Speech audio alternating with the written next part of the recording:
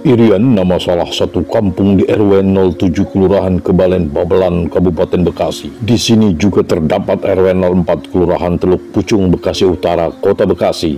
Mengingat kampung ini berposisi tepat di garis perbatasan antara Kabupaten dan Kota Bekasi, bumi patriot sejati, Irian adalah bagian integral dari sejarah dan kultur kampung santri Jumalang Ujung Harapan yang di dalamnya terlahir dan dikebumikan sang singa Karawang Bekasi, Faqidul Ummah, almarhum al-Maghfurlah al-Mujahid fi Sabilillah, Kiai Haji Nur Ali bin Haji Anwar bin Haji Layu, Macan Bekasi Belut Putih yang telah dinobatkan sebagai pahlawan nasional Republik Indonesia pada tahun 2006 silam. Inna lillahi wa inna ilaihi raji'un. Inna lillahi wa inna ilaihi raji'un.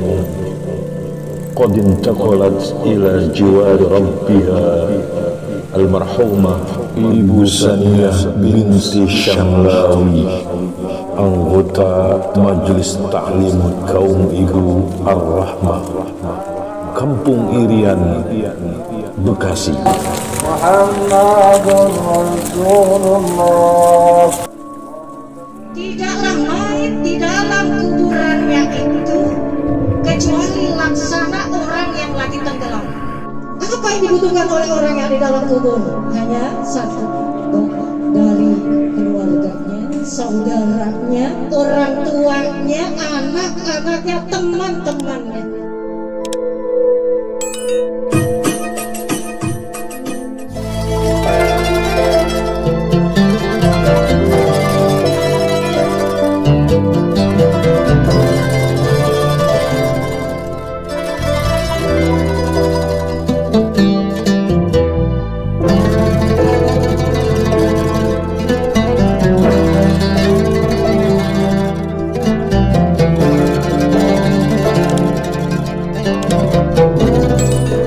Alhamdulillahilladzi khalaqal mauta wal hayata liyabluwakum ayyukum ahsanu amala. Alhamdulillahilladzi manna alaina bimusimil khairat wa abqa fi a'marina linazdada minal hasanat. Ashhadu an la ilaha illallah wahdahu la syarika lah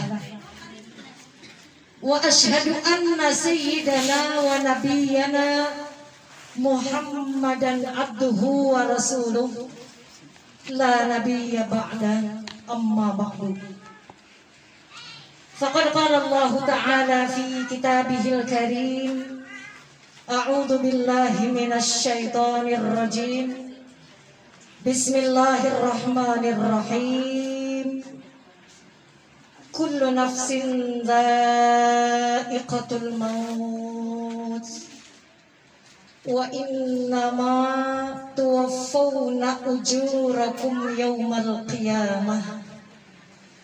Faman zuhziha 'anil nar wa udkhilal jannah faqad faz wa mal hayatud dunya illa mata'ul ghurur. Sadaqallahu maulanal azim. Para jamaah sekalian yang saya hormati dan mudah-mudahan semua yang hadir dimuliakan oleh Allah Subhanahu wa taala. Wabil khusus yang sama-sama kita hormati dan kita muliakan Sahibul Bait Bapak Hasan Basri beserta Ibu Ida yang pada kesempatan kali ini mengundang kita semua dalam rangka mendoakan orang tuanya yang baru saja dipanggil oleh Allah di sini 100 hari gitu ya.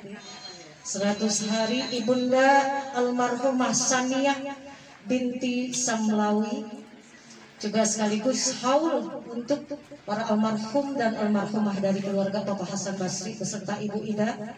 Mudah-mudahan apa-apa yang menjadi hajat daripada sahibul bait diijabah oleh Allah Subhanahu wa taala. Mudah-mudahan para almarhumin dan almarhumat yang dikirimkan doa oleh Bapak Hasan sekeluarga beserta jamaah semuanya diterima oleh Allah Subhanahu wa taala. Tak lupa yang sama-sama kita hormati pimpinan Majelis Taklim Ar-Rahmah Ibunda Ustazah Hajah Mas Johana, juga Ibunda Hajah Maria Ulfa, Kanda Hajah Mas Firoh. Beliau ini Menteri Perhubungan yang menghubungi saya hari ini dadakan karena gurunya itu Ustazah Hajah Nur Saadah sedang berduka ya. Encingnya almarhumah Ustazah Hajah Aisyah meninggal dunia kemarin sore. Kita doakan mudah-mudahan almarhumah husnul khotimah. Jadi saya mendadakan doa ya, dan juga minta di awal ini mohon maaf banget karena ada acara di tempat lain. Mohon maaf yang tidak saya sebutkan namanya tanpa mengurangi rasa hormat saya kepada beliau-beliau. Pada intinya Rasulullah Shallallahu Alaihi Wasallam di dalam hadisnya mengatakan begini, Bu. Mal mayyitu fi qabrihi illa kal ghariqil mughawwasi. Tidaklah mayit di dalam kuburannya itu kecuali laksana orang yang lagi tenggelam. Kalau boleh diibaratkan orang yang ada di dalam kubur, mayit yang ada di dalam kubur itu diibaratkan seperti orang yang tenggelam. Orang yang tenggelam satu yang dibutuhkan. Apa yang dibutuhkan oleh orang yang lagi tenggelam kira-kira? Al-mughawwas, minta pertolongan. Masih sungkur tangannya masih kelihatan misalnya. Ada orang melihat, itu ada yang tenggelam, ayo tolongin. Hanya itu. Orang lagi tenggelam ditawarin mau duit nggak? Kira-kira dia jawab apa?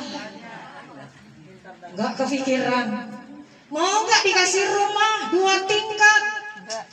Udah nggak kepikiran. Dikasih mobil, yang dipilih apanya? Bannya. Oke, bannya aja bagi saya sini supaya apa? Saya bisa mengapung dengan ban mobil itu. Malah pilih bannya. Mobilnya dia nggak mau karena udah gak berguna bagi dia. Bisa nolong ya mobil. Sama dengan orang yang ada di dalam kubur, mayit yang ada di dalam kubur di alam barzakh sana, dibagi duit, diceplosin ke dalam kuburan, diambil nggak itu duit? Allah gitu ya. Habis meninggal pas dibuka lemarinya duitnya banyak banget, bagi dah dia ceplosin dah buat bekal di kuburan, diambil nggak? Ada kita mata duitan ya. Apa yang dibutuhkan oleh orang yang di dalam kubur?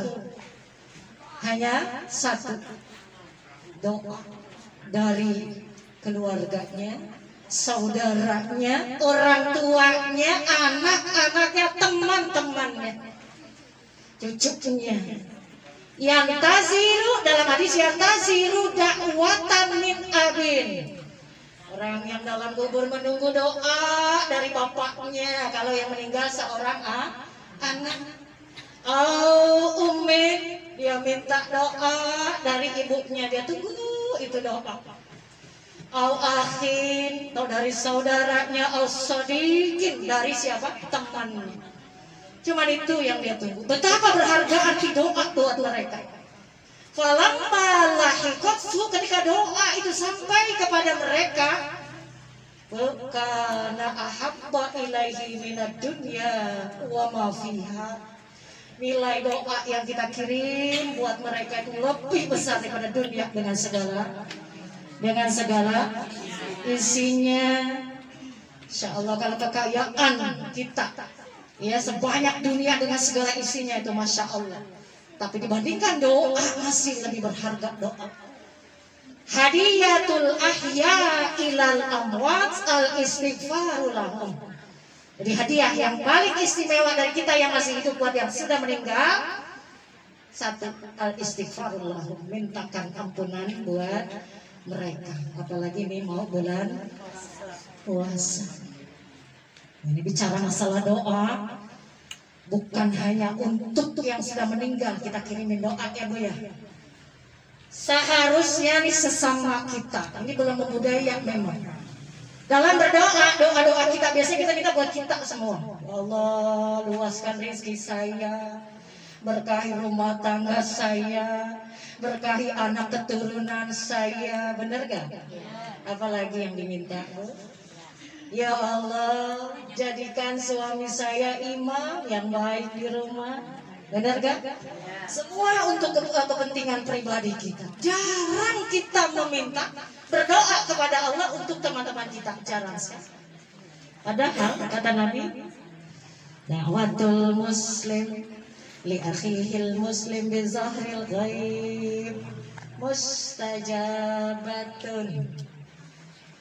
Doanya seorang muslim untuk saudaranya yang muslim tanpa diketahui oleh yang kita doain itu akan diijabah oleh Allah. Maksudnya apa? Kita kan udah tawakufan ya, udah atau belum? Udah ya. Tawakufan kan berarti off dulu ngajinya. Offnya jangan lama-lama. Ya sebentar aja, ntar di lebaran ngaji lagi. Namanya juga tawakuf ya. Berhentinya sebentar doang. Tapi meskipun kita berpisah, tidak duduk bersama di majelis taklim, usahain, Ibu nih kita tetap bertemu. Di mana bertemunya? Dalam doa-doa kita. Bagaimana caranya? Kalau berdoa sebutin nama guru kita, nama pimpinan majelis taklim kita, ya Allah. Kasih kesehatan buat Ustazah Mas Juhana. Benar ya? Ya Allah, luaskan rezekinya Ustazah Maria Ulfa, Ustazah Mas Biro. Sebut satu persatu. Susah apa susah? Kagak keingetan. Kenapa? Karena kita mikirin kita ya. Benar? Pribadi semua sifatnya. Itulah sifat manusia. Selalu mementingkan urusan pribadi. Nanti kalau merasa urusan pribadi udah terpenuhi, baru mikirin urusan orang. Padahal ketika kita mendoakan saudara kita atau teman kita, ya bizahril ghaib, nggak usah bilang-bilang. Jangan bilang, Bu, kemarin udah saya doain tuh. Nggak usah. Ya, diam-diam aja, itu namanya bizahril ghaib, sepi-sepi aja. Tuluskan, ikhlaskan munajat kita untuk diri kita, untuk teman-teman kita. Ketika itu kita lakukan, faqalal malaku amin. Malaikat yang akan mengaminkan doa kita. Dakwatul malaika mustajabah. Kan kita tahu doanya malaikat mah udah pasti dijawab, beda sama doa kita. Kenapa? Karena malaikat layak sunallah, nggak pernah maksiat kepada Allah. Wa yaf'aluna ma yu'marun, selalu mengerjakan apa yang diperintahkan oleh Allah. Benar ya? Karena seperti itu kondisinya, maka doa-doanya udah pasti terkabulkan. Tapi kalau kita maksiat jalan, ngaji sih jalan gitu ya. Tapi pulang ngaji ngalor ngidul ngomongnya ya. Maka masih diragukan apakah doa-doa kita ini dijabah atau tidak. Mintanya mah diijabah oleh Allah. Nah, ketika kita mendoakan orang lain tanpa sepengetahuan yang kita doain, kata malaikat, amin, ya Allah kabulin. Walaka bimasalin, didoain kita oleh malaikat juga. Mudah-mudahan kamu yang ngedoain juga sama seperti yang didoakan. Gak ada ruginya doain teman. Punya teman, kalau ketemu manyun aja misalnya, doain. Gak usah diobrol-obrolin sana sini. Doain aja, ya Allah, teman saya yang ini kalau ketemu cemberut aja. Ya Allah, jadikanlah dia orang yang lembut, jadikanlah dia orang yang murah hati, jadikanlah dia, pokoknya yang bagus-bagus aja kita doain. Nanti malaikat juga doain kita. Itu kuncinya. Apalagi ini bulan Sya'ban, masuk bulan Ramadan, nggak ada apa itu istilahnya di hati. Nggak ada. Kalau bahasa Soalnya nggak ada dusta di antara kita, udah. Ya, 0-0 Bu, kosong. Udah nggak boleh lagi menyimpan rasa yang kurang baik. Ya, penyakit hati itu lemparin, udah buang jauh-jauh. Ini pentingnya mendoakan orang tanpa sepengetahuannya. Ini termasuk amalan yang kalau kita lakukan, kita didoain oleh malaikat. Itu yang pertama amalan. Yang kedua, kalau kita mengerjakan sesuatu, bukan hanya pahala yang kita dapetin, tapi doa dari malaikat juga kita dapat. Apa itu amalannya? Makan sahur, besok mau puasa. Iya. Jadi makan sahur itu bukan sekedar untuk cari bekal agar besok puasa nggak lemes, nggak haus. Bukan cuma itu. Mari kita kaji dari segi agama, ada apa di perintah sahur ini? Ya, fasahuru akluhu barakah. Makan sahur itu berkah, fala tad'uhu. Kata Nabi, jangan ditinggalin. Walaupun hanya minum seteguk air. Kalau sudah kepepet waktunya, udah kesiangan misalnya. Ya. Jadi makan sahur itu berkah. Selain itu orang yang lagi makan sahur juga didoain oleh malaikat. Apa doanya malaikat? Allahumma gfirlahu, Allahumma arhamhu. Ya Allah, ampuni dosanya nih orang yang lagi sahur. Ya Allah, rahmati nih orang yang lagi sahur. Itu yang kita kejar besok pada sahur ya. Jangan ngejar menunya aja.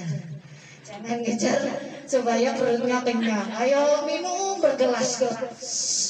Yang kita cari adalah doa dari malaikat saat sahur itu.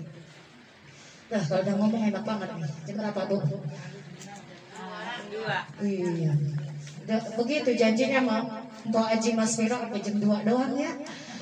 Soalnya di sono udah mulai juga acaranya. Villa Gading Harapan, sono dekat rumah saya. Saya orang Jatim, Jum Harapan. Para ibu jamaah sekalian, pada intinya, mari kita jadikan acara hari ini acara haul sebagai wa'izan, nasihat buat kita yang masih hidup, yang masih diberi umur panjang ya. Jangan mentang-mentang merasa masih muda, badan masih sehat, muka masih segar, berasanya usianya masih panjang. Padahal katanya zaman sekarang mah banyak anak yang masih muda udah punya pabrik gula. Benar gak? Zaman sekarang cincin bukan dipakai di jari, tapi di jantung. Iya, pakai ring. Iya, udah pakai ring itu jantung. Artinya ajal tidak mengenal usia. Orang kalau udah penyakitan begitu udah dekat sama apa namanya? Ya, mari kita jadikan acara ini sebagai peringatan buat kita. Kita tingkatkan amal ibadah kita. Karena kata Nabi, orang yang cerdas adalah orang yang bisa mengekang hawa nafsu pada dirinya, dan orang yang paling banyak mempersiapkan diri untuk kehidupan setelah kematian. Dan Allah yakum ajma'in. Assalamualaikum warahmatullahi wabarakatuh.